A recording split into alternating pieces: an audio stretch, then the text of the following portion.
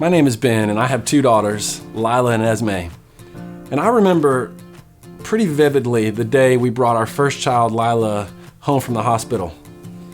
I looked at my wife, Holly, and I said, that was great, at least for me. What do we do with her now?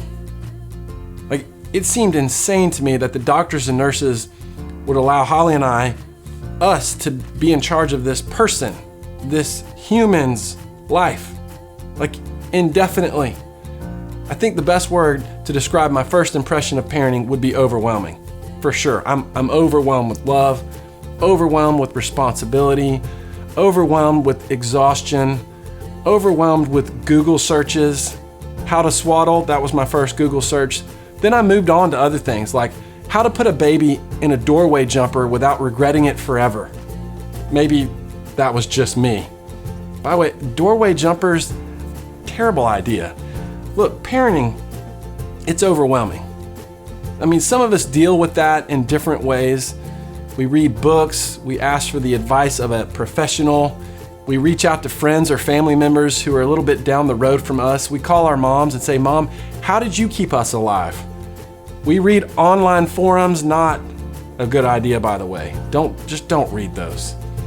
At one point, I got so desperate that I got on Pinterest. Yes, me, a male husband, got on Pinterest for parenting help. Look, there is plenty of advice out there. But then, even that can be overwhelming, right? The sheer volume of ideas and theories and guidelines, it's enough to make you want to quit before you even start. I've been there. Every parent has probably been there. But today I want to give you one thing to focus on. Just one thing to think about when it comes to raising your children. I know there's a lot that you could, but I'm just going to give you one thing. If you can get this concept, we think it will narrow the scope of your focus. And maybe over time, it'll ease some of the overwhelming feelings that we all deal with. In Deuteronomy chapter 6, verses 5 through 7, Moses gives some parenting advice. And here's what he said. He said simply, love the Lord your God with all your heart and with all your soul and with all your strength. These commandments that I give you today are to be on your hearts. Then he says, impress them on your children. Talk about them when you sit at home and when you walk along the road and when you lie down and when you get up. That's simple. Moses doesn't begin a debate on whether or not you should let your child cry it out or not. He doesn't say this one command I give you, baby sign language. He doesn't talk about how much television kids should watch. No, Moses says, look, he tells the people the most important thing they can pass along to their child is a love and knowledge of their Heavenly Father. And so we think, that's so obvious. Of course I'm going to pass that on. But it's easy, isn't it, to get caught up in all the day-to-day tasks involved with parenting. And it's so easy to lose sight of this simple truth. Outside of them knowing they are loved, nothing is more important than your child's faith. Nothing is more important than living a life that shows your child that their Heavenly Father created them and loves them and desperately wants a relationship with them. So instead of asking yourself, what do you want your child to do? What if you asked yourself, who do I want my child to be?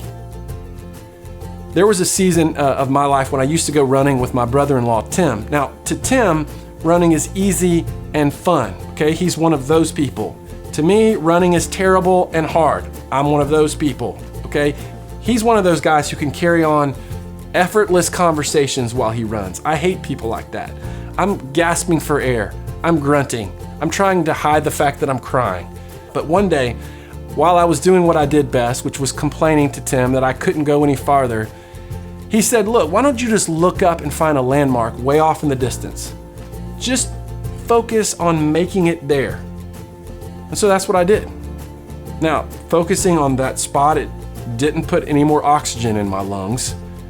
Didn't make me any happier about running, but it did help me push through because I kept the destination in focus. And that's what we want you to do with parenting. We want to help you choose a spot in the horizon to focus on. And so at the end of this video, here's what we'd love. We'd love for you to sit down and write a description of the type of person you'd like your child to grow up to be. Do you want your child to be forgiving? Do you want your child to be generous, a good friend, a hard worker, compassionate, determined, loyal? We want you to choose 3 to 5 words. Now, you're going to share these during the baby dedication event, so we want you to make sure that you write them down, write them out. Now, I realize, and I would probably be like this, some of you are going to look at this list and start getting overwhelmed all over again. You're thinking, whoa, wait a minute. I'm just trying to get my daughter to sleep longer than 3 hours a night. I'm trying to get my son to eat something other than marshmallows for dinner. And you want me to focus on teaching them how to be compassionate? That's not what this list is. This list, it's your ultimate destination.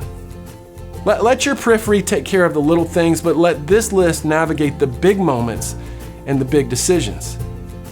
Because look, right now is important. And the crazy, overwhelming moments along the way are important. But while you are surviving those, we want you to keep a bigger picture in your mind. And here's what we want it to be. The person that your amazing son or daughter can become. Focus on that.